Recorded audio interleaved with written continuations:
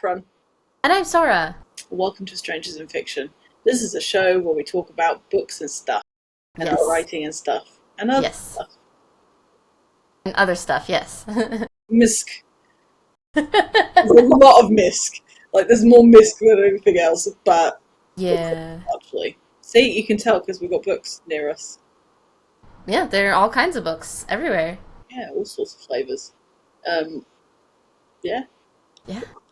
cool, man. I've got an itchy eye, and I'm going to just sit here for the whole hour and leave it itchy. Uh-huh. So I've got that out of the way.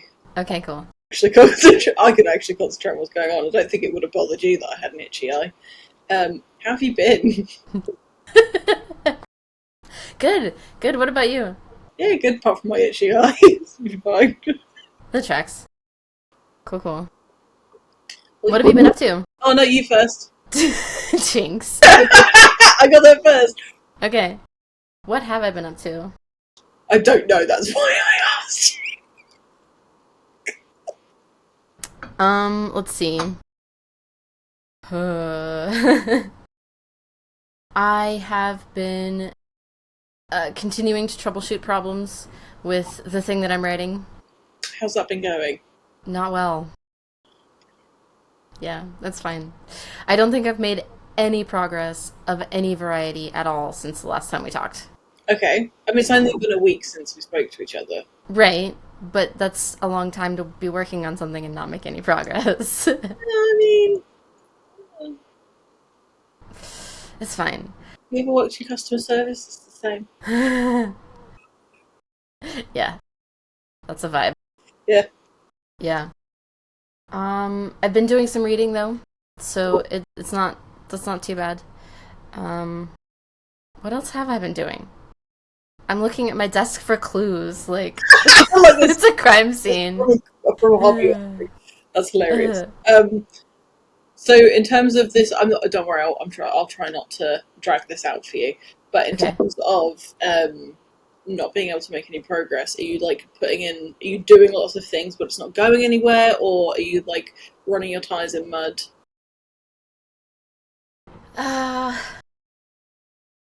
so do you ever get caught in like a mental loop where it's just like I have to solve this problem, but there's no way to solve it, but I have to solve this problem, but there's no way to solve it. And you just kind of can't move past it. Yeah, I mean, I don't try and keep going with it. Okay. I hit Maybe a that's just roadblock me. and then I go, guess I'm not doing that then. That's probably what I should do. I mean, then nothing will happen. No Sure. progress will happen, and I wouldn't recommend it as an option. Yeah. But then at least you're not living your life frustrated and trying to make progress and being unable to make progress. I mean, yeah, there is that, and There's that's a lot, that. and that's tiring. Mm-hmm.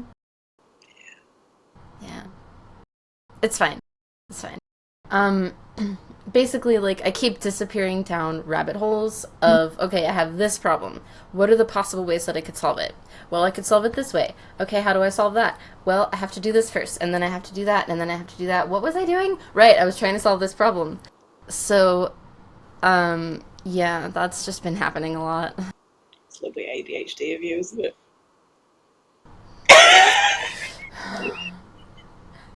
I came out here to have a good time. Do you know what I do? But I do stuff like that all the time with non-creative stuff. So I will begin a task. So I'll have a to-do list, and I go, I'm going to work my way down the to-do list, and I go, right, I'll start here, and then I think, oh, I wonder what's going on with that, and so I'll Google it or go on a different website or whatever, and then I will go down a rabbit hole for about 3 hours and go, oh shit, my to-do list. Go back to the beginning again. The same thing triggers me to just go, look, what was that thing that I was just Googling for 3 hours? I'll just check on that again. No progress is made. So I that happens to me. That's the only reason why I made that comment is that I'm like, oh, same thing. Yeah. Just different, same thing. Have you been tested or diagnosed with ADHD? I am in the process of diagnosis, Okay. and I had the screening. Mm-hmm. Like, you're riddled. Let's get that sorted. And then 2 years have gone by. And then I moved to a different country, so I don't think that's Yeah, I was fall through.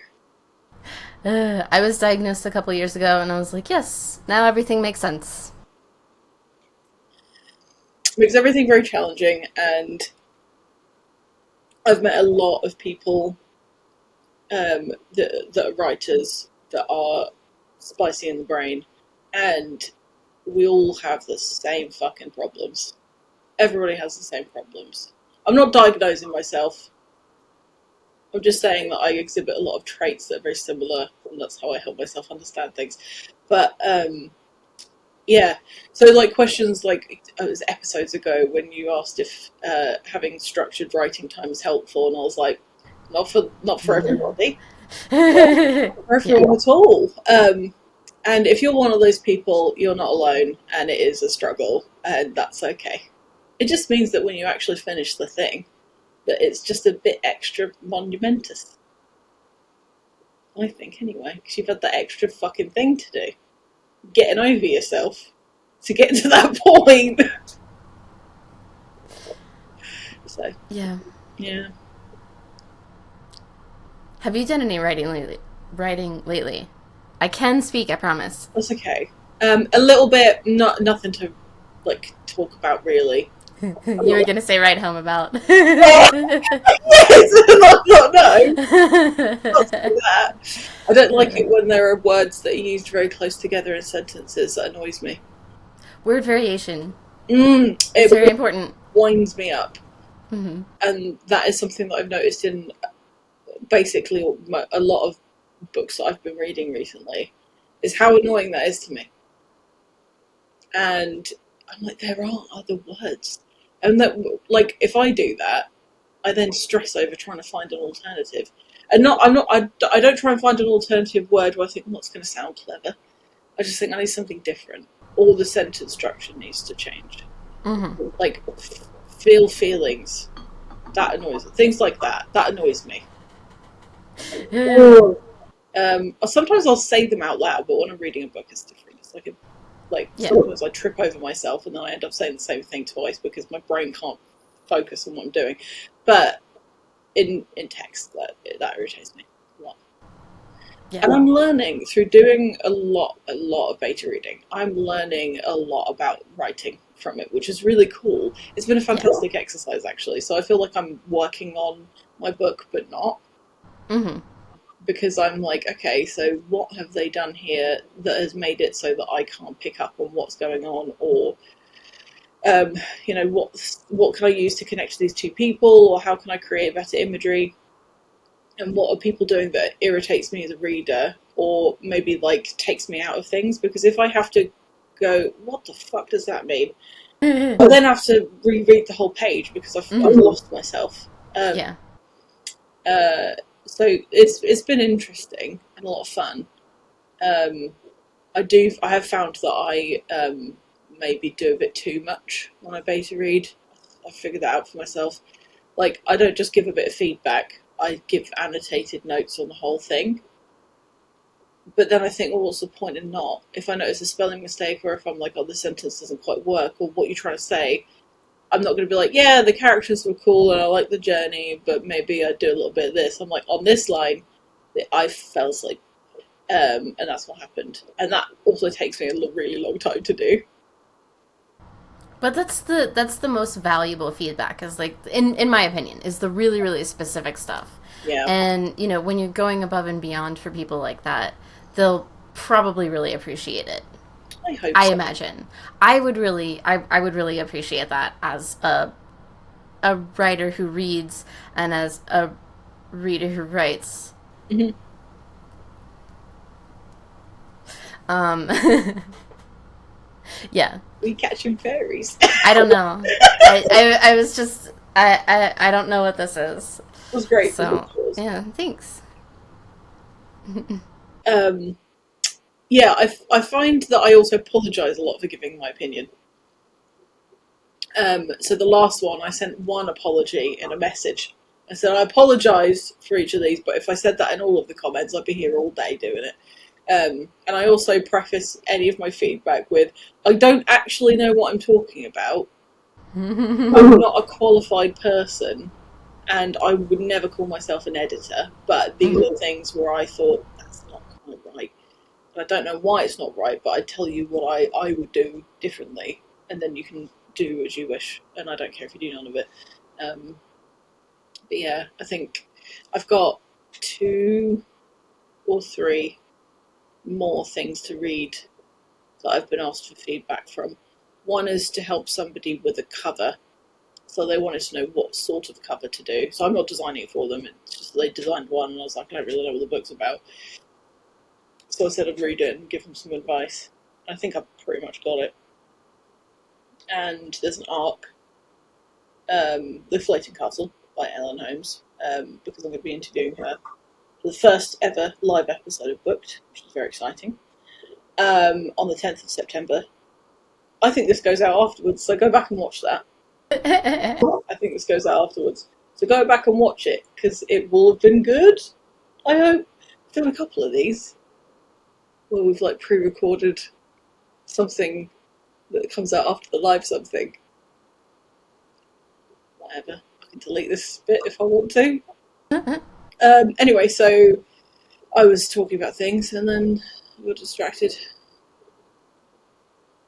I think that's it.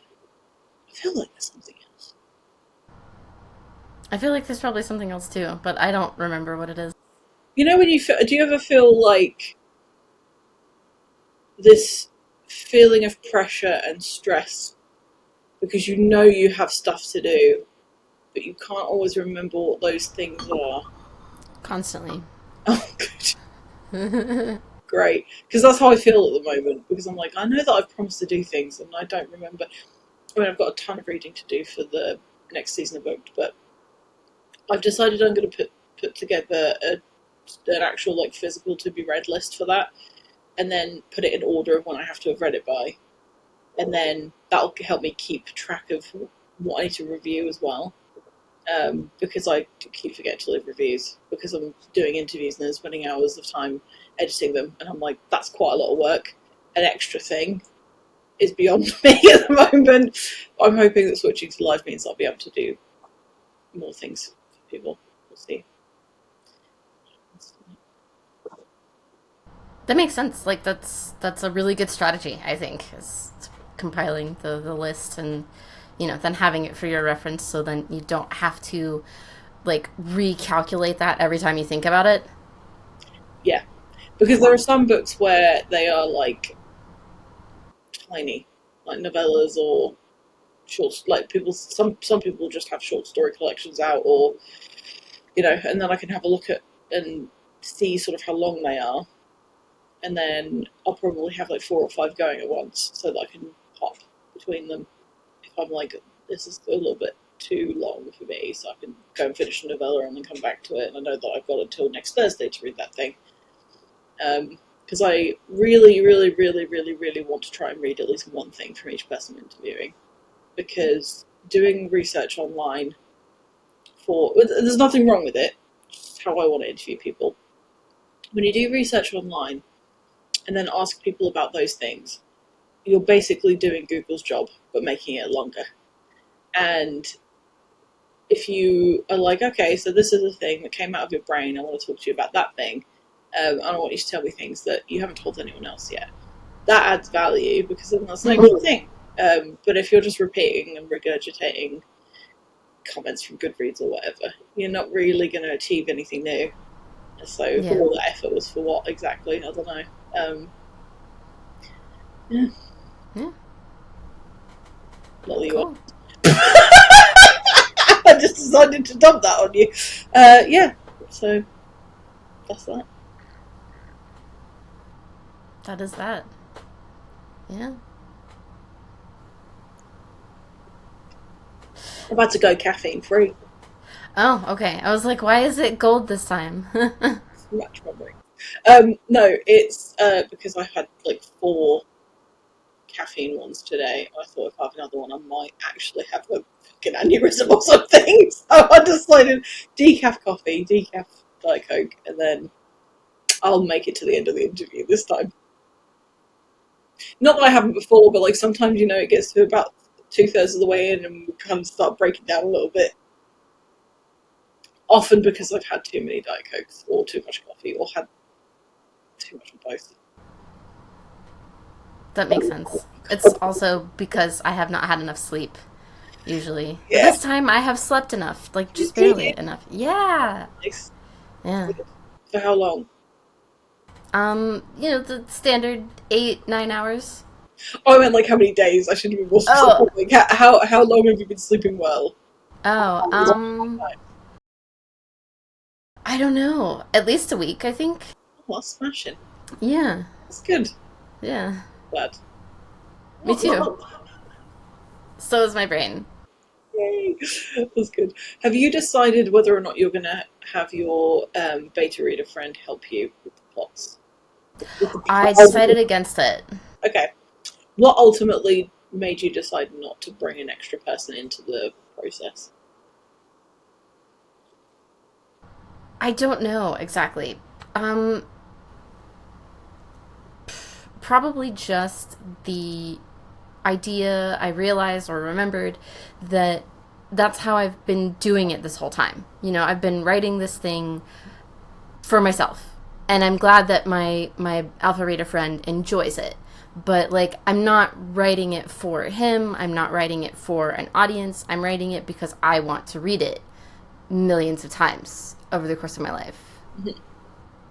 Um, but yeah, it's by me for me, and Mm. that sounds extremely selfish and self-absorbed. But like I I know that there are a couple of camps when it comes to the solitude of writing. Some people believe that writing is absolutely collaborative and it's not a solitary activity at all. You should bring people into it. And I'm over here in the other camp, like, nobody touches my stuff. Don't touch my stuff. It's mine. No. I will have full creative control. I don't want to argue with anybody. I don't want to defend my stance. I just want to do what I want to do. But that's So, perfectly yeah. reasonable for the Yeah. purpose of the piece of writing. Yeah. Because if you're like, I want this to be commercially viable for mass production, whatever, you would have to bring in other points of view. Yeah. You would have to. But if Mm-hmm. it's for your self indulgence, that's not a bad thing. If you think about it like this, people can knit or crochet, and then they'll knit and crochet to sell to other people, in which case the quality of that thing, or the structure of that thing, or the pattern that they use, or the shape of it, the colour of it, whatever, has to be something that people want to buy. If you wanted to knit yourself a multicoloured scarf that's shorter at one end than it is at the other, because that's what you want, nobody's gonna, it doesn't fucking matter. You're doing it for you. And nobody gets all upset when people knit for themselves. So it's not a problem that you write for yourself. How could a scarf be shorter at Well, one end than the thinner, other? thinner. Oh, thinner. Okay. I was like, a triangle like that. I was like, but scarves are just a That's lengthy just thing. So you put it you say that's the middle where it's the middle. It can't be shorter on one end than the other. Okay. unless it's like two colours. It's like green and purple, and the green's a little bit shorter. Okay. All But right. that's not what I meant. I meant like thick, Thinner. Okay. um, like a cartoon mouse's head. Okay. Yeah. Really, really long slice of pizza. What's okay? How is it that do you like Wallace and Gromit? Have you seen it? Yes. Okay. How is it that their jam on toast looks like the most delicious thing on the planet? And how is it that the I didn't say blowjobs, I meant donuts. How is it that the donuts in The Simpsons look far more delicious than donuts actually are? And why is it that the pizza from the Teenage Mutant Ninja Turtles looks more delicious than pizza ever could? Probably because it's they're all animated. They're not accurate depictions of reality, so they can like idealize Yeah. things more easily than you can with actual images of real things. It's deeply upsetting to me as It someone who is. is food obsessed that they have made it so that I can't enjoy things as much as I wish I could because they're never going to be that nice. Cheese and crackers. Again, Wallace and Gromit, there's something about Aardman animation. They're no food. and I want to try the plasticine to break the spell. I think if I ate that plasticine, I think I would then be like, oh, that's disgusting. But at the moment, I'm like, that looks fucking delicious, and I want to eat it. So it's just been playing on my mind. I had to ask it. I meant to ask you it last time, but I didn't. I forgot. Well, I'm glad you remembered this time. Me too. It's been stressing me out. But thank you for helping me to. It's not to rest. I haven't put it to rest, but I've definitely come to terms with it already. Thank you. You're welcome. Happy to help.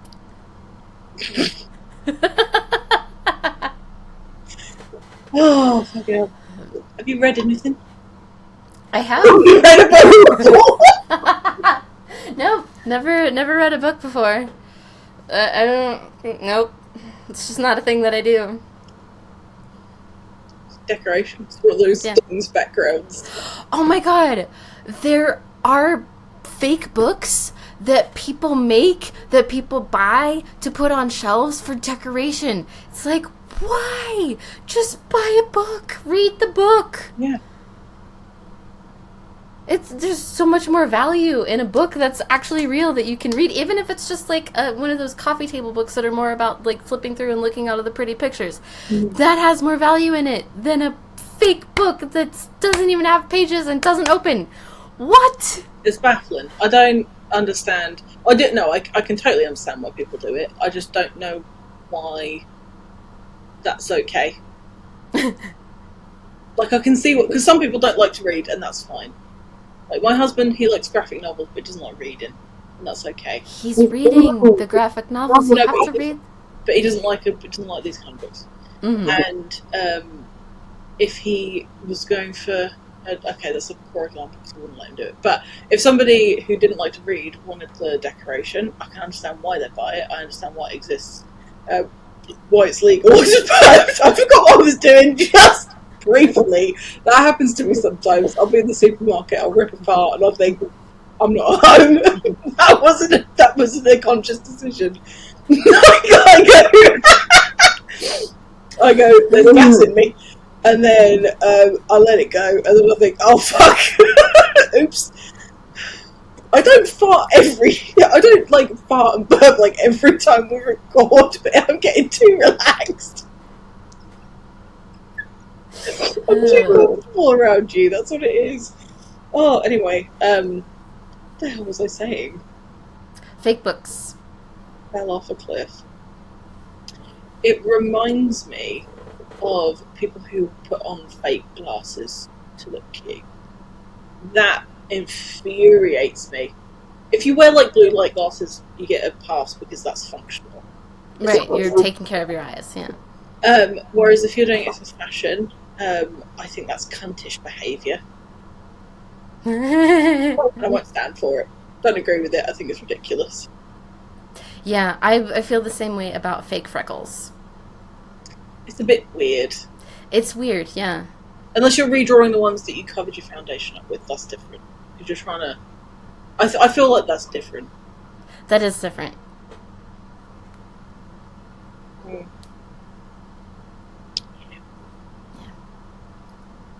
I also found... Okay, I'm going off on a tangent. We're going with this one. Okay. And then we'll talk about books. I was picked on at school for... Not specifically just for my music taste. There were obviously other very pick-onable things about me. But I have always loved like rock and metal and grunge. And to see in like H&M, I think it's an H&M in this country. Yeah. And places like that had like heavy metal t-shirts that people could buy, that they were buying because the t-shirts looked cool. I'm not against people doing that, but it does really irritate me that I can guarantee at least one of the people that's picked on me owns a shirt like that. Like a Nirvana t-shirt. I love a Nirvana t-shirt or a Metallica one. Are you thinking of Hot Topic? Because I don't think that happens in H&M. I think that's a Hot Topic thing. It might be in Europe. Okay. They definitely do in the H&M in Europe because I was like, this is ridiculous. because it's all anyway. Hot Topic is like known for doing band t-shirts and stuff. Yeah. And that's different to me because it's like that's the thing they do. But when it's like purely a choice for the fashion at the time, I find it really irritating. Yeah. Wow, I went through that for nothing. It was for nothing. Bastards. Yeah. Same with like nerd culture. Oh like, yeah. Yeah, I'm glad that it's cool now to have hobbies and think about things and use your imagination and wear glasses. But like it wasn't always. Yeah. So, yeah, it makes me a little resentful. But I try to just be happy for young people that they don't have to experience the kind of social crap that we had to experience, growing up. I feel like it's worse though because not everybody had cell phones when I was a kid. Like I think about the like nieces and nephews that I have around me, or like any kids that I've met, and they've got cell phones and we've got Instagram and TikTok and stuff, and I think there's no escape. If we had cell phones when I was a kid, I wouldn't be on the internet anymore. I'd have gone.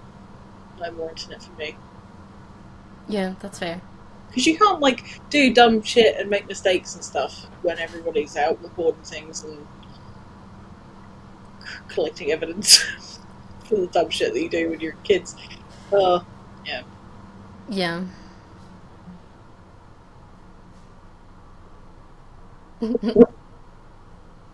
So have you read anything cool recently? Sort of recently, yes. I'm going Cool. to tell you now. Okay. I have read this. Okay, let's do This? Yes, let's do one for the. Why is it backwards? Is it backwards? Is it backwards for you? No, I can see it. It's forwards. Okay. No, Mine is backwards for me, though. Is it backwards for you? It's forwards for me. Okay, cool. Okay, that's for the. You the dog. She's dreaming.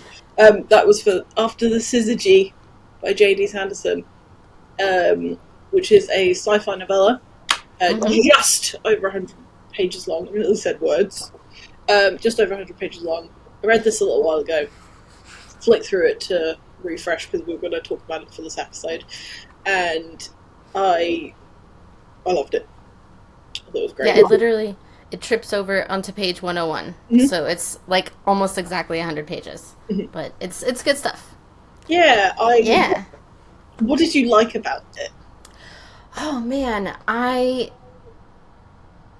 finished reading it and I just went, that was nice. Yes. Yeah. Yeah. Yeah. Good. It's very it kind of reminds me of Star Trek, in that it does look, this is the utopia that we could have in the future if we all stop being shitheads. Yeah. But it does that without having to go through any of the craziness, and it's just very like, look, humanity, we have empathy. We could do some cool shit with that. Mm-hmm. And I liked that there weren't any real antagonists. It was very man versus, not even nature, just like man versus external problem. Yeah. It was very PvE, not PvP. And like everyone who was involved in the story was working together to solve the problem. Mm-hmm. And it wasn't even really a problem. It was just like a mystery, mm-hmm. which then became a problem. Yeah, it was really an interesting take on what would happen if we made contact with extraterrestrial life, or it made contact with us. Yeah. Yeah. No, it was cool. What did you think about the jumping between periods of time very, very quickly? I don't really have any feelings about it one way or the other. I thought it was an interesting way to do that. I didn't like it. I didn't hate it. It just, like, that's how this story was getting told. Okay, cool. And I found myself flipping between chapters to sort of do the math really quick. Like, how many years has it been this time? 100? Okay, cool. I think Yeah. I did make a note because my memory's terrible. I think between the point where they received the message and when they actually did something about it towards the end, Mm-hmm. was 366 years, Okay. I think. Which is a long time. Yeah. I mean, it's a reasonable number. Yeah. And what I liked was that each period of time had very clear, distinct main characters, and you just cared about them enough to care about what they had to say. But there wasn't a lot of, like, I don't know, this is, I don't know, Johnson, and here's his whole fucking convoluted backstory. Oh, now the chapter's done. It was very much like, here's what you need to know for now. Uh-huh. They're going to be dead soon because time passes. But because that's the nature of it going in order like that. Right.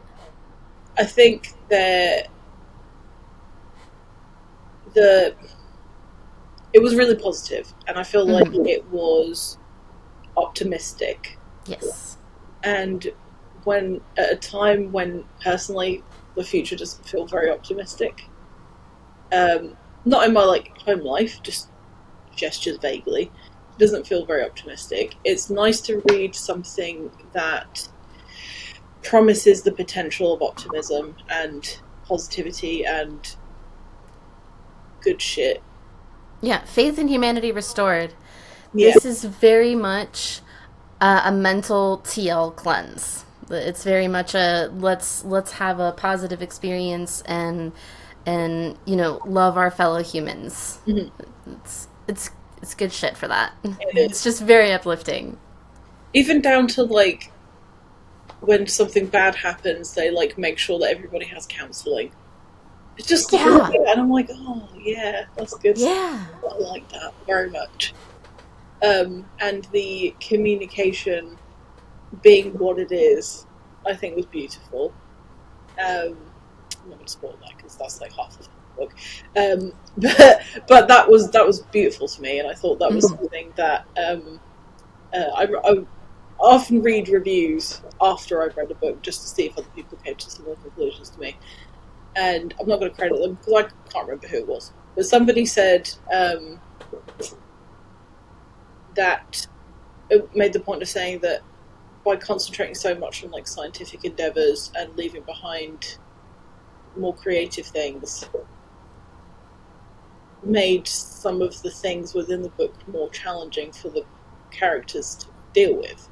Mm-hmm. That's something that I think we can take now. Like, there are a lot of things that are not attacking creativity, but they're reducing creativity, and we need to cling on to it and not let it go, because it is of an importance. Even if this exact scenario doesn't happen in real life, it is of an importance because it belongs in our way of life. Otherwise, what's the point of living? Yeah. And even if, like, you don't personally believe that creativity and art are central and essential to human life, it would be a shame for arts in general to be lost. Yeah. Yeah, it would. Yeah. It's a big part of our history. It's a big part of the human condition. So. Absolutely. I mean, a lot of people can only exclusively express themselves with art. It's a form of therapy. Some people can only work their way through difficult periods of time or reflection. Can't relate to that at all. No idea what you're talking about. It's true though, and it's I don't know. It's just a bit of everything for everybody. Yeah. I mean, this book. I don't know if it's for everybody, because I think there are themes in it that are so optimistic that I think some people might not agree with them. Yeah. Yeah, I can definitely see anybody who's not, into the whole friendship is magic trope, seeing this book as kind of saccharine, and people who like the grungy, oh, humanity sucks and we treat like artificial life like shit, and like we automatically go to war with all aliens and aggressive, they will either be really refreshed by After the Syzygy because it is very different, or they will not see anything that they like about science fiction in it. Because there isn't really any of that. There's no... There isn't any violence. So, yeah. Yeah. It's more like science and discovery, which I appreciate, and preservation of life. Yeah. Yeah, I find that nice and it is refreshing, because I love sci-fi films and sci-fi TV. I'm very much like fantasy. I'll watch it on the telly, find it hard to read. Because there's always a bunch of shit I don't understand. Always, at all times. And this was down to earth and relatable, and there wasn't too much futuristic technology that made you think, oh, fucking, what's going on now? And it was one of my gateway sci-fi indie books. Nice. Indie sci-fi books. And long live indie sci-fi, because most of the indie sci-fi I've read has been excellent. This is one of them. And I will say, this is by the same author that I have also provided a cover quote for. So J.D. Sanderson does have a new book coming out. I think it should be out by the time this episode comes out. If I'm wrong, I'll still put the pre-order link in the description of the episode. It's called A Footstep Echo, and it's a collection with 2 stories and a short story, 2 novels and a short story in it. And the vibe is similar. Like, there are some flicking back through after the Syzygy, after reading A Footstep Echo, I'm like, oh, I can see some connections there. So if you like that, you will like A Footstep Echo. It's longer, it's more in depth, there's more character development. You get to know every character like really well. But if you like Sanderson's vibe, you might like it. You know, it's very long, but it's good. And as I said, I think before, I don't know if it was on camera or off camera, whatever, that you can stop at 2 different periods of time and then keep coming, like you can come back to it, because they are like separate but they're part of the same thing. It's the same like linear story. I think linear is a bit loose because there's a lot of time jumping, but it's like a linear story. Yeah, it's fantastic, and I want his new book to get a lot more traction, because it is good. I'm definitely going to check it out. It's just a matter of when. It's fab. Make sure you set aside a lot of time, and I'm interested to know if you see any comparisons between the 2. I'm sure I will. Yeah. I have to go back and look at things to see comparisons sometimes, but occasionally I'll pick up like a couple of like terms or whatever. But it's got a very similar outlook on the history of Earth, which I enjoyed. So it's not the same, it's just very, very similar. But yeah, and he's a cool dude. As far as I know, I don't know him that well, but he seems really cool. It's super nice. Yeah, I mean, that's definitely reflected in his writing. Anybody who would imagine this kind of what-if scenario is going to be pretty cool. And I think his wife designs all the covers. Oh, nice. I was just about to say, the cover is really pretty. I love that it's just very simple, and it tells you basically what the vibe of the book is. Like, oh, look, it's planets circling in orbit, and like there's stars, and there's weird symbols, and you know, it's cool. It's cool. I love that it looks a little bit like vintagey. Yeah. Yeah. I just wanted to give a shout out because, you know, I love it when people help each other. It's nice. So, I mean, there's no more that I feel I can share about what I like without just telling people what the book is about. So, well, I'm pretty sure it says what it's about on the back cover, so it's not a spoiler to be like in 2036 the alien equivalent, the alien excuse me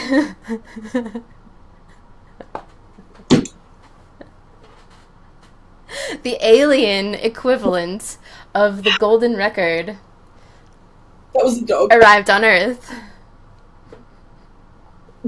That's the premise. That's the premise of the story. That's what happens. Yes. Yeah. Should we do one last little showing the screen? Yes.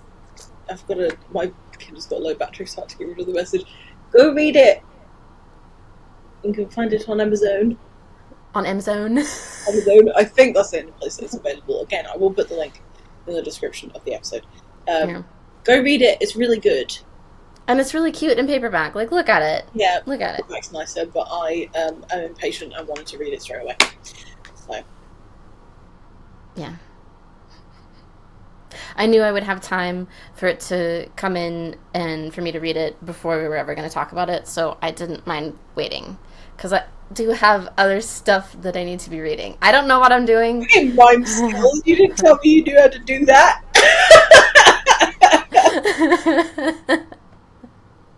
My gestures are out of control today. You guys need to chill. It's getting all that good sleep. Yeah. Gesticulate. Maybe I should stop doing that. At least give yourself a little bit of time to human being. Oh.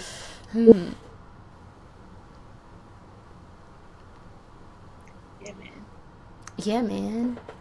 Have you been doing anything else? You've been cooking anything? Learning how to do backflips? Trapeze artistry? I mean, I was thinking about checking that out now that you mention it. Might be good. What else have I been doing? Let me reference my sticky notes system that I have now, because I haven't been using my bullet journal. Why? This is I don't know. Did you just lose interest? I guess like the sticky notes they function like my bullet journal, because it's just like today's to-do list. Mm-hmm. That's what I use my bullet journal for. And the reason that works really well is that sometimes I will have multiple things that I want to keep track of. Mm-hmm. But when it's just, here's what I need to do today, sticky note works just fine. Nice. So what have I been doing recently? Not a lot. I mean, there's a lot of notes. That was my week. I just leafed through the week, and I've basically just been like tidying around my apartment and doing, functional human being, living organism things. That's cool. Yeah, I mean, I've been really, really obsessed with solving the problems that I have with Interdimensional Bachelorette. Mm-hmm. Because we're still sitting in this muck of, I hate it. I want to burn it to the ground. Is it still in the same place? You're like moving through it and finding that the whole thing is just not working. It's working now. Everything is perfectly functional. I have solved all of the logistical problems. Okay. It's really just that at this point, it's like, that's not the story I signed up for. And I signed up for it 5 years ago. So I've been really committed to this one premise for a really long time. And now the premise is kind of different. And by kind of, I mean completely. So, do I trash 750,000 words and start over from where I'm at? Or do I trash 750,000 words and start over from where I'm at? Okay. How do I not hate everything about this? That's the question. That is the question. How do I not hate what the story has become? Oh. Yeah. The million-word abomination. No, the million words are beautiful. They're flawless. I love them. It's that I'm going to have to trash them, just incinerate them, and write something worse in their place. That's really sad. Yeah, it's bad. What if you don't? It's pretty bad. I wish I could just not do that. That'd be beautiful. But the problems that I had to solve by breaking everything. Mhm. And I finally got everything functional, but it's still broken. Like when you have to change your setting to accommodate a narrative need, it's just a matter of deciding what you can live with. And at this point, I'm just like, but I have to have both. I have to have the perfect setting, and I have to have all of my narrative needs met. Why can't I have both? And the story is like, no, those are mutually exclusive. You didn't know that when you signed up for this, but you know it now, so hindsight. Yeah, it's fine. I'll figure it out. Maybe there'll be a secret third thing that you discover one day. That's what I'm looking for. That's what I'm looking for, the secret third thing that lets me have it all. Because I don't compromise. I'm very demanding of my work. Do you like that with everything? No, Just. just this. Okay. Yeah. So if you were cooking something and there was like one ingredient missing, are you pretty adaptable? Or does that stress you out? Depends on the ingredient. Like if I'm making chicken with like a basil cream sauce, if I don't have fresh basil, not making it. Oh, But if it's like tacos and I don't have cumin, it's like, it's fine. yeah. Okay. Yeah. So this is your basil. Your book basil. There's no book basil. No book. Oh, yeah, yeah. I need I say basil for basil my book. deliberately. I'm not saying basil. I'm English. Sorry. That's fine. Okay. I prefer basil. I don't say it that way because I'm American and that would be pretentious. That's it would be. You're right. It's fine. Speaking of food, I'm Mm-hmm. going to be yeah, I'm just not gonna listen to this, it's fine. So we're gonna be throwing my mother-in-law's birthday party here. And I'm gonna do a tea. Gonna do what? I'm gonna do a tea party. I'm gonna make A tea party! Yay! scones and stuff. That'll be fun. Rather than working on my book, I've basically been planning menu and recipe testing. That sounds way more fun than writing a book, honestly. It is at the moment because I really want to eat a lot of scones. And recipe development is a kind of writing. Plus, I'm getting back in touch with my roots. I'm set in England, so I'm just trying to get the vibe back. Maybe that'll help. I don't know. Um, I made scones recently. Yeah, they were supposed to be lemon scones. I used way more lemon zest than the recipe actually called for. Still not very lemony. yeah. What kind of flour did you use? All purpose. The baking powder? Yes. A ridiculous amount of baking powder. Like, so much baking powder. It was ridiculous. I'm probably gonna try a different recipe Yeah. and see what happens.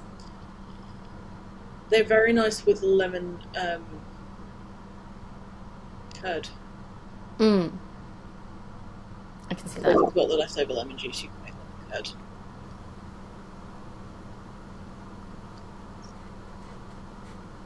This is part of that misc I was talking about in the beginning. Mm-hmm. Miscellaneous recipe discussions. Yeah. Is there anything else about the book that you want to say? I don't think so. I did make some notes. I just think that overall, I enjoyed the pacing, and as you said, like there's nobody I didn't like. Mm-hmm. I liked that there was a bit of girl power in there. Um, Lots of positive like mental health notes, um, and I'd recommend it to most people that I know. read Saffron. Yeah. Anything to add? I would not have picked up. I wouldn't have picked it up on my own, like if I were just looking for books. But I'm really glad that we decided to read it and talk about it because I enjoyed it a lot, and I'm more into fantasy than sci-fi, but I'm a pretty big sci-fi person, and it was surprisingly and refreshingly just positive and uplifting. You know, like I can see myself revisiting this one when I need a hug. Nice. Yeah. I'm glad to hear it, and I'm glad that it was a good experience for you because I still don't know what you like. Keep telling me, but I still don't get it.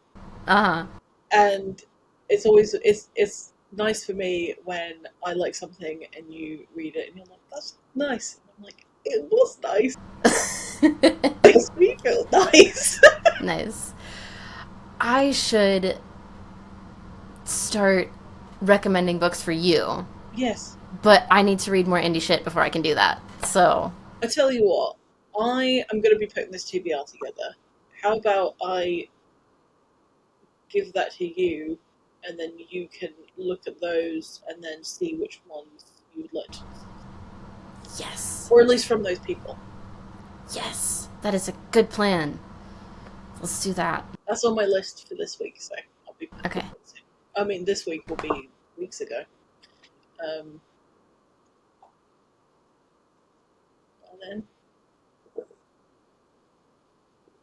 Are we good? Do we feel like we've wrapped it up with a bow on it? I've got nothing else to say. Okay. Yeah. I liked that the aliens were not humanoid. Yes. I know that that's like a thing. There are camps in sci-fi fans. It's ridiculous when aliens are humanoid, and you know it actually makes a whole lot of sense when aliens are humanoid, and I find them more relatable. And I can see the merits and pitfalls of both. But I enjoyed that it was tough to communicate with the aliens in After the Syzygy, and I liked that they were not humanoid, that they were in no way recognizable. Like, I had a hard time imagining them based on their description. Yes. But they were just very cool. I'd love to see a drawing or something of them from Sanderson's head. Yes. I don't know if you'll have gotten this far after all the scone talk. However, if you did, we'd love a picture. So check out After the Syzygy by J.D. Sanderson. Yeah. It is available on Amazon. The paperback is lovely. It's also available in ebook form, and we recommend it. Yes. Yeah. Adventures of Fiction approved. Bendy fun. Bendy fun.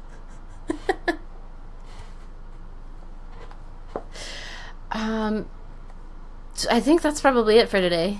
Yeah. Right? Yeah? Okay. Yeah, I've done nothing else. Okay. Thank you for joining us today, Book Goblins. We hope you've enjoyed this episode of Strangers in Fiction, and that you do wind up deciding to read the book that we talked about today and enjoy some scones. Thank you for being here. Thank you for being here. We appreciate you. Like and subscribe, share this video, tell people about it, and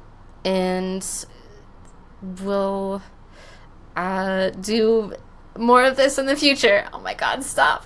Stay tuned for more unhinged talk about the unreal on the regular. I'm gonna fade the music now. See you.